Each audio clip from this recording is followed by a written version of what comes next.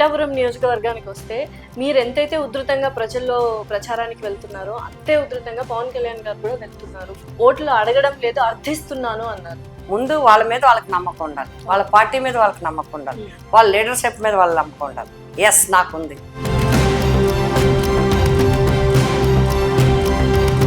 సొంత అన్న చెల్లెళ్ళు విభేదించడం అనేది ఎక్కడో కొద్దిగా నెగటివ్ టచ్ వస్తుంది మహిళల్లో అని విన్నాం. చంద్రబాబు నాయుడు గారు ముఖ్యమంత్రిగా ఉన్నారు, ఎన్టీఆర్ ఫ్యామిలీ నుంచి ఆయన వచ్చారు, సొంత వదిన గారే బీజేపీలో ఉన్నారు, సోనియా గాంధీ గారు కాంగ్రెస్ పార్టీ, మేనకా గాంధీ గారు బీజేపీ. ఎందుకని జగన్మోహన్ రెడ్డి గారి మీద షర్మిల్ గారిని ఎందుకు హైలైట్ చేస్తారు? పిఠాపురం నియోజకవర్గంలో కాపు సామాజిక వర్గం ఓట్లు 90,000 వరకు ఉన్నాయి. సో అవి మీ వైపు వెళ్తాయా, అటు పవన్ కళ్యాణ్ గారి వైపు వెళ్తాయా? నచ్చిన వాళ్ళ వైపు వెళ్తాయి. ఎవరు నచ్చారు ప్రజలకు? మీరు తిరుగుతున్నారు కదా. నేను ప్రజల్ని ఒప్పించగలను, ప్రజలతో పని చేయగలను. గతంలో పని చేశాను, ఇప్పుడు చేస్తున్నాను, రేపు చేస్తాను. మెగా ఫ్యామిలీలో హీరోలు అందరూ వచ్చి ఇంకొన్ని రోజుల్లో ఇక్కడ తిష్ట వేసి అందరి ఇళ్లకు వెళ్ళి గడప గడపన వాళ్ళు ప్రచారం చేస్తారు అని విన్నాం. ఇది ప్రచార సరళిలో భాగంగా పైన అందరూ వస్తారు, చూస్తారు, వెళ్తారు. రేపు పొద్దున వాళ్ళకి వస్తారు, మనకి వస్తారు. ఇవన్నీ చెప్పి నా మీద నేను ఒక్కడనే, నా మీద ఎవరు లేరు అని చెప్తూ ఒక పక్క చెప్తూ మళ్ళీ అందరూ వచ్చేస్తారు మాకు ప్రచారం చేయడానికి అని చెప్తుంటే ఏది ఎందుకు చెప్తున్నారని ప్రజలు అర్థం చేసుకోవాలి. పిఠాపురం నియోజకవర్గంలో కాపు సామాజిక వర్గం ఓట్లు 90,000 వరకు ఉన్నాయి. సో అవి మీ వైపు వెళ్తాయా, అటు పవన్ కళ్యాణ్ గారి వైపు వెళ్తాయా? నచ్చిన వాళ్ళ వైపు వెళ్తాయి. ఎవరు నచ్చారు ప్రజలకు? మీరు తిరుగుతున్నారు కదా. అంటే నచ్చడం అంటే ఇప్పుడు ఎన్నికల్లో ప్రజలు ఏ డెసిషన్ తీసేసుకుంటారని నేను చెప్పలేను, కానీ ప్రజలు మాత్రం నాకు మద్దతుగా ఉంటారనేది నా నమ్మకం, విశ్వాసం. తప్పకుండా అదే జరుగుతుంది అనేది సంపూర్ణ భరోసా ఉంది. ఇంకొకటి చెప్పాను అంటే క్యాస్టే మీరు ఎత్తారు కాబట్టి నేను అన్ని కులాలని దగ్గర 25 years దాటింది. నేను 25 ఏళ్ళు నేను ఇంకా అప్పటి నుంచి స్టూడెంట్ రాజకీయాలు అప్పటి నుంచి ఉన్నాను. రాజకీయం అంటే నథింగ్ బట్ సర్వీస్ గానే నేను చూశాను తప్ప ఎప్పుడు కులాలు మతాలు లేదు. అట్లాగే అన్ని కులాలు నాకు వచ్చిన పదవులన్నీ కూడా నేను వాళ్ళ కోసమే నేను చేశాను తప్ప నా కోసం నేను అనేది ఏది చూడలేదు. అప్పుడు ఏ వర్గానికి ఏది జరుగుతుంది కమ్యూనిటీ హాల్ కావచ్చు, ఎడ్యుకేషన్ కావచ్చు, హెల్త్ గురించి కావచ్చు, రకరకాల సమస్యలు వాళ్ళు చేశారు. ఇప్పుడు పిఠాపురంలో నియోజకవర్గంలో ఉన్న అన్ని వర్గాల ప్రజలు కూడా నన్ను ఓన్ చేసుకుంటున్నారు. ఈ కులం అని చేయట్లేదు. అయితే ఇక్కడ ఏ కులానికి ఆ కులానికి నేను చేయగలిగాను. అలా ఎవరైనా ఏదైనా ఒక కులం క్లెయిమ్ చేసుకుంటే ఆ కులానికి కూడా సేవ చేసింది నేనే అని చెప్పి నేను చెప్పగలను. నా ద్వారా సర్వీస్ పొందిన వాళ్ళు కానీ, నా సహాయ సహకారాలు ఇచ్చిన వాళ్ళు కానీ, వాళ్ళు నాకు సహకారం ఇచ్చిన వాళ్ళు కానీ ఈరోజు లెక్క పెడితే వంగా గీత గారికి ఎంతమంది వస్తారనేది రేపు లెక్కలు తేలుతాయి, రేపు ఎన్నికల్లో తేలుతాయి. అయితే నేను సంపూర్ణ విశ్వాసంతో చెప్తున్నాను. జగన్ గారు ఇచ్చింది కాపులకి ఉంది. కాపులకి గతంలో కార్పొరేషన్ ద్వారా తూతూ మంత్రంగా కొన్ని నిధులు ఇచ్చి ఏదో దేనికి ఇచ్చేవారు. కానీ ఇప్పుడు అట్లా కాదే. కాపు కార్పొరేషన్ నుంచి ప్రతి ఇంటికి కూడా లబ్ధి పొందేలాగా లక్షలాది మందికి ఆర్థిక సహకారాన్ని ముఖ్యమంత్రి గారు అందిస్తున్నారు. ప్రతి ఒక్కరికి 10,000 చొప్పున వెళ్ళటం వల్ల ప్రతి ఒక్కరికి వెళ్తున్నాయి. లక్షల మంది మీరు లెక్కలు చెప్పమానండి. ఎవరైతే క్లెయిమ్ చేస్తున్నారో క్యాస్ట్ ఓట్లు వాళ్ళ లెక్కలు చెప్పమానండి. ఎనీ క్యాస్ట్ బిఫోర్ 19 ముందు ఆ క్యాస్ట్లకి ఎంత ఆదరణ లభించింది, ఆర్థిక సహకారం లభించింది. ఆఫ్టర్ 19 ఎంత ఆదరణ లభించింది. ఇన్ని పథకాలు లేవు, ఇంత విధిగా ఇచ్చింది లేదు. జగన్మోహన్ రెడ్డి గారు చేశారు కాబట్టి ఈరోజు ప్రతి ఒక్కరూ చెప్తున్నారు జగన్ అన్న మాకు చేశాడు, మాకు ఇబ్బంది లేదు. ముఖ్యంగా అందరూ చెప్పేదమ్మా మాకు గౌరవాన్ని ఇచ్చారు. పేదల్ని పేదల కింద ఓట్ల కింద చూడలేదు. మేము ఇంటి దగ్గర ఉంటే చేతిలో పెడుతున్నారంటే పేదలను గౌరవించారు, పేదరికాన్ని గౌరవించారు. కాబట్టి మమ్మల్ని లబ్ధిదారులందరినీ ఆఫీసుల దగ్గర ఎక్కడెక్కడో పడిపోయి ఉంచలేదు. ఇవాళ ఒక ఉదాహరణ, వాళ్ళు వాలంటీర్ సిస్టమ్కి తప్పు అన్న వాళ్ళు ఈరోజు ప్రజలు చెప్తున్నారు. ఎలక్షన్ కమిషన్ అడ్డు పెట్టుకుని ఎలక్షన్ కమిషన్ మీద ఒత్తిడి తెచ్చి వాలంటీర్స్ పెన్షన్ ఇవ్వకుండా చేశారు. దానివల్ల మరి నాకు ఇవాళ నిన్న టీవీలో చూస్తే దగ్గర వడగాలకి దెబ్బతిన్న వాళ్ళు, చనిపోయిన వాళ్ళు వందల సంఖ్యలో ఉన్నారు. ముసలి మా వాళ్ళు ఎక్కువగా. పెద్దవాళ్ళు చాలా మంది పెద్దవాళ్ళు పడిపోయిన వాళ్ళు, ఇంకా మంచం మీద నుంచి రాని వాళ్ళు ఎంతమంది ఉన్నారు. ఉమ్. ఒక వ్యక్తిని మంచం మీద నుంచి బయటకు తీసుకొచ్చి అతని దైనందిన కార్యక్రమాలు చేయాలంటే 2-3 మనుషులు ఉండాలి. సో ఇది బాగా నెగటివ్ అయిపోయింది కదండి, టీడీపీకి కానీ జనసేన పార్టీ కానీ వాలంటీర్ వ్యవస్థని కొంత అడ్డుకోవడం అనేది చాలా నెగటివ్ అయిపోయింది. నెగిటివ్ అంటే ప్రజలవమ్మా, ప్రజలు చాలా ఇబ్బంది పడ్డారు. 66 లక్షల మంది పెన్షనర్స్ కి, అందులో దగ్గర దగ్గర 20%, 30% తీసుకున్న వృద్ధులు ఉంటారు, మంచం మీద ఉన్న వాళ్ళు ఉంటారు. మరి వాళ్ళందరూ ఏం కావాలి అంటే, మీకు ప్రజాస్వామ్యం పట్ల గౌరవం ఏముంది అంటారు నేను.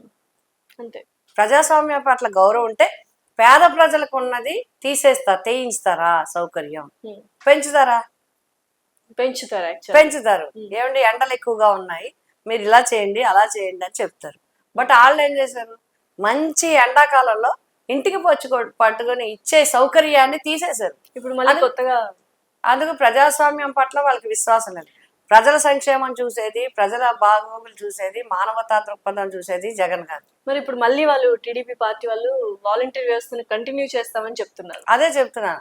అంటే ఇప్పుడు సాధారణంగా 2 నాలుకల ధోరణే అంటారు. 3 పార్టీలు కాబట్టి 3 నాలుకల ధోరణో, లేకపోతే ఎన్ని నాలుకల ధోరణో మనకు అర్థం. ఒకటి జగన్ గారు చేశారు కాబట్టి వద్దంటారు, అదేది మేము చేస్తామంటారు.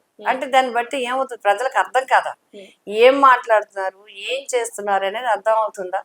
ఇప్పుడు వాలంటీర్ వ్యవస్థ కావచ్చు, లేకపోతే ఈ పథకాలన్నీ మరి ముందు మీరెందుకు చేయలేకపోయారు? నేను సూటిగా ప్రశ్నిస్తున్నాను, మీరెందుకు చేయలేకపోయారు? అమ్మఒడి మీరెందుకు చేయలేకపోయారు? మరి ఆసరా మీరెందుకు చేయలేరు? సూపర్ 6 లో అవన్నీ ఉన్నాయి కదండి, మీరు ఏవైతే సంక్షేమ పథకాలు పెట్టారో మీ పార్టీ వాళ్ళు, అవన్నీ ఆ సూపర్ 6 లో మళ్ళీ అయ్యే పెడతా పొందుపరిచారు. జగన్ గారు చేస్తే డబ్బు లేకుండా చేసేవంటున్నారు, జగన్ గారు చేస్తే ఇంకొక రకంగా తప్పు అంటున్నారు, జగన్ గారు చేస్తే వాలంటీర్లు గోండాలు అంటున్నారు, లేకపోతే టెర్రరిస్టులు అంటున్నారు, లేకపోతే నక్సలైట్లు అంటున్నారు, లేకపోతే ఇంకొకటి అంటున్నారు. వాళ్ళని అవహేళన చేశారు. ముందంతా బుట్టలు మూసినట్టు, తట్టలు మూసినట్టు అవహేళన చేశారు. తర్వాత వాళ్ళని కరోనా రావటం వల్ల, కరోనాలో వాళ్ళకి కన్న బిడ్డలు, కన్న కొడుకులు వదిలేసిపోతే వాలంటీర్లు చేశారు వాళ్ళకి సేవ, ప్రాణాలకు తెగించి వాలంటీర్లు చేశారు. అప్పుడు ప్రజలకు అర్థమైంది. ఈరోజు వాలంటీర్ల వ్యవస్థని ఎవరైనా టచ్ చేస్తే ప్రజలే చూపిస్తారు సమాధానం, కరెక్ట్ అయిన సమాధానం, మేం కాదు. సో పిఠాపురం నియోజకవర్గానికి వస్తే, మీరు ఎంతైతే ఉధృతంగా ప్రజల్లో ప్రచారానికి వెళ్తున్నారో అంతే ఉధృతంగా పవన్ కళ్యాణ్ గారు కూడా వెళ్తున్నారు, ఫోటోలు తీసుకుంటున్నారు, వాళ్ళ సమస్యలు అడిగి తెలుసుకుంటున్నారు. ఎక్కడో కొంత హైప్, మీరు అన్నట్టు సినీ ప్రముఖుడు కాబట్టి, అందరికి తెలిసిన వ్యక్తి కాబట్టి చాలా హైప్ వచ్చింది. బట్ ఆయన ఒక మీటింగ్ లో నేను ఓట్లు అడగడం లేదు, అర్థిస్తున్నాను అన్నారు. సో ఆ మాటకి పిఠాపురం నియోజకవర్గ ప్రజలు చాలా బాధపడ్డారు అని విన్నాను. అది ఎంతవరకు వాస్తవం? సో మీ వరకు వచ్చి ఇప్పుడు దుష్ప్రచారాలు, ఫస్ట్ దుష్ప్రచారాలు, అబద్ధాలు, లేకపోతే పార్టీల గురించి ఇవన్నీ అయిపోయాయి. ఇంకా అక్కడ నుంచి మళ్ళీ ఏదన్నా సింపతి కోసము, లేకపోతే పిఠాపురం నియోజకవర్గాన్ని లేనివి. పిఠాపురం నియోజకవర్గం చాలా సాఫ్ట్ కాన్స్టిట్యున్సీ, నాకున్న అనుభవం. పిఠాపురం నియోజకవర్గ ప్రజలందరూ కూడా ఫార్మర్స్ ఉంటారు, ఎక్కువ రైతులు, రైతు కూలీలు, కౌలు రైతులు, లేకపోతే ఎక్కువ. ఈ మధ్యనే పీస్ఫుల్ కాన్స్టిట్యున్సీ, అంతేకాదు ఆధ్యాత్మికంగా చాలా చాలా పవిత్రమైన కాన్స్టిట్యున్సీ. చాలా రకాల దేవాలు, అంటే దగ్గర వేల సంవత్సరాల నుంచి ఇక్కడ ఉన్న టెంపుల్స్ చూస్తే, చరిత్ర చూస్తే, ఆధ్యాత్మిక చరిత్ర చూస్తే పిఠాపురం చాలా టాప్ ప్రయారిటీలో ఉంటుంది. మనుషులు కూడా చాలా సున్నితంగా ఉంటారు. ఈ మధ్య కాలంలో రైస్ మిల్స్ అని, ఇవన్నీ హైవేలు ఇవన్నీ పడిన తర్వాత, కాలం మారిన తర్వాత, ఎడ్యుకేషను ఇవన్నీ పెరిగిన తర్వాత, కొంత సాంకేతిక పరంగా అన్ని అయిన తర్వాత డెవలప్ అయింది, కొంచెం డెవలప్ అవుతూ వస్తుంది. కానీ లేదంటే ఇంకా అసలు అగ్రికల్చర్ తప్ప ఈ పిఠాపురం నియోజకవర్గం ఇంకొకటి లేదు. అటువంటి నియోజకవర్గాల్లో ఆధ్యాత్మికంగా గొడవలు జరిగిపోతాయని, లేకపోతే మీటింగ్లకు వస్తే మామూలు బ్లేడ్లు పెట్టుకో, అంటే మీరు పిఠాపురం నియోజకవర్గానికి ఈ నియోజకవర్గానికి ఏం అంటగట్ట చూడదలిచారు, ప్రజల్ని ఏ రకంగా మీరు చూడదలిచారు? అంటే రౌడీలు, గోండాలన్నా పిఠాపురం నియోజకవర్గాలు, దేవాలయాలు అయ్యి ధ్వంసించే, అంటే మీకు దేవాలయాలు తిడితే ఓట్లు పడతాయని ఆలోచన, నన్ను బ్లేడ్ తో కోసేసారంటే సింపతి వస్తుందని ఆలోచన, ఇంకా నాకు ఎలాగైనా వేయాలనుకుంటే ప్రజలు అన్ని వదిలేసి మీకే వేసేస్తారని ఆలోచన. ఇవన్నీ నమ్మే పరిస్థితుల్లో ప్రజలు ఉన్నారంటారు? నమ్మే పరిస్థితి అవన్నీ ప్రజలు గమనిస్తారమ్మా, ప్రజలు అన్ని గమనిస్తారు, ఎవరు దేనికి ఏ విధంగా మాట్లాడుతున్నారు అనేది గమనిస్తారు. అంటే నేనేమంటున్నానంటే, ఎప్పుడు కూడా మీ నియోజకవర్గానికి ఏం చేస్తాము ఏంటి అనేది చెప్పగలగాలి తప్ప ఇవి ఒక రకంగా ఈ రకంగా ముందుకు వెళ్తున్నారంటే వాళ్ళ అంచనా ఏ విధంగా ఉందనేది అర్థమవుతుంది. ఓకే. అంటే వాళ్ళు ఏమంటారు, రిపోర్ట్, పొలిటికల్ రిపోర్టు, ప్రజల రిపోర్టు ఏముందనేది మనకు అర్థమవుతుంది. ఓకే. ఇంకొక మాట విన్నాను. మెగా ఫ్యామిలీలో హీరోలందరూ వచ్చి ఇంకొన్ని రోజుల్లో ఇక్కడ తిష్ట వేసి అందరి ఇళ్ళకు వెళ్లి గడప గడపన వాళ్ళు ప్రచారం చేస్తారు అని విన్నాము. అలా చేస్తే కొంత మైలేజ్ ఏమైనా పెరిగే అవకాశాలున్నాయా? మైలేజ్ పెరగటం తగ్గటం పక్కన ఓట్ల పెట్టండి. విషయంలో రాజకీయంగా. అది రాజకీయంగా పక్కన పెడితే నిన్నటి దాకా ఏమన్నారు, వాళ్ళు ఎవరు వచ్చేస్తారు, మిథున్ రెడ్డి గారు వచ్చేస్తారు, లేకపోతే ఇంకా వచ్చేస్తారు అన్నారు. ఇప్పుడు అసలు జగన్ గారి మీద మూకుమ్మడి దాడి చేస్తున్నది ఎవరు? హ్మ్. 3 పార్టీలు కలిసింది ఎవరు? హ్మ్. ఎలక్షన్ని ఎప్పుడు ఫస్ట్ ఫేజ్ లో జరిగే ఎలక్షన్ ని 4th ఫేజ్ లోకి పెట్టడానికి ప్రయత్నించింది ఎవరు? వాలంటీర్ వాళ్ళని దగ్గరకు రాకుండా చూసింది ఎవరు? లేకపోతే రకరకాల ఆరోపణలు జగన్ గారి మీద చేస్తున్నది ఎవరు?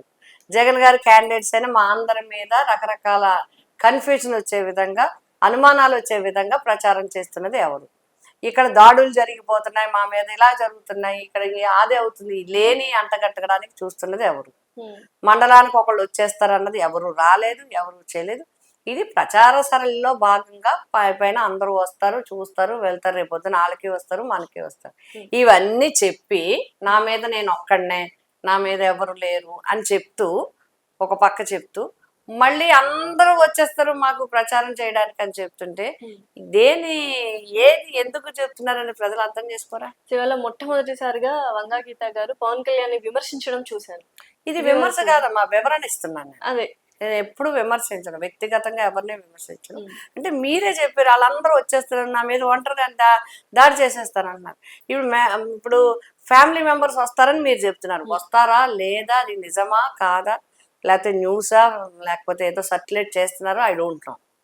మరి మీరే మా మీద అందరూ వచ్చేస్తారు, మా మీద అందరిని దాడి చేయించేస్తున్నారు అని చెప్తూ ఒక మీరు మళ్ళీ అందరూ రండి అని చెప్తున్నారంటే ఏంటి అనేది పొంతన లేని మాటలు అనేది నా వివరణ తప్ప నేనేమీ విమర్శించట్లేదు. సిట్టింగ్ ఎమ్మెల్యే దొరబాబును కాదని మీకు టికెట్ ఇవ్వడానికి గల కారణం ముఖ్యంగా పవన్ కళ్యాణ్ గారేనా? అంటే అప్పటికి ఆయన ఏమీ డిక్లేర్ కాలేదమ్మా. అసలు ఫస్ట్ డిక్లేర్ అయింది నేను, ఇన్ఛార్జ్ గా డిక్లేర్ అయింది నేను, క్యాండిడేట్ గా డిక్లేర్ అయింది నేను. ఇంకా దొరబాబు గారు, సోదరు దొరబాబు గారి గురించి అంటే ఇక్కడ లేడీకి ఇవ్వాలనుకున్నారు. పార్టీ రిపోర్ట్స్ కానీ పార్టీ విషయాలు కానీ చేస్తారు. దొరబాబు గారు కూడా మాతోనే ఉన్నారు, మాతోనే తిరుగుతున్నారు, మేము అంతా కలిసే పనిచేస్తున్నాం. గతంలో కూడా కలిసి పనిచేస్తాం, ఇప్పుడు కూడా పనిచేస్తాం. రేపొద్దున ఆయనకి మంచి భవిష్యత్తు ఇచ్చేలాగా కొంత అసంతృప్తితో ఉన్నారు టికెట్ ఇవ్వలేదంటే. నేను అసంతృప్తి అనుకోవట్లేదు. సాధారణంగా ఎవరికైనా మళ్ళీ కంటిన్యూ అయితే బాగుంటుంది, మానవ సహజం, కరెక్ట్, హ్యూమన్ నేచర్ అది. నేనైనా అంతే, ఎవరైనా అంతే. ఎవరికైతే అవకాశం రెండోసారి కొంచెం ఆగిందో వాళ్ళు బాధపడటం సహజం, అంతే తప్ప అసంతృప్తి అని నేను సహకరిస్తున్నారా మీకు? మేమంతా కలిసే చేస్తున్నాం.